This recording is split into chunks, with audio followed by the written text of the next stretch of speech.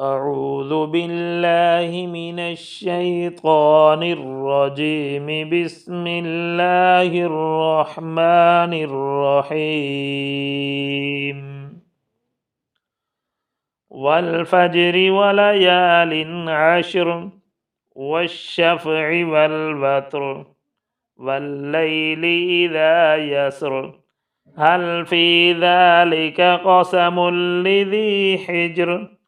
ألم تر كيف فعل ربك بعاد إرم ذات العماد التي لم يخلق مثلها في البلاد وثمود الذين جابوا الصخر بالواد وفرعون ذي الأوتاد الذين طغوا في البلاد فأكثروا فيها الفساد فصب عليهم ربك صوت عذاب إن ربك لبالمرصاد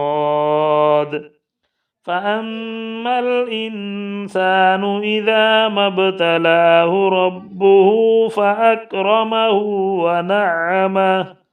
فيقول ربي أكرمن وأما إذا ما ابتلاه فقدر عليه رزقه فيقول ربي أهانن كلا بل لا تكرمون اليتيم ولا تحاضون على طعام المسكين وتأكلون التراث أكلا لما وتحبون المال حبا جما كلا إذا دكت الأرض دكا دكا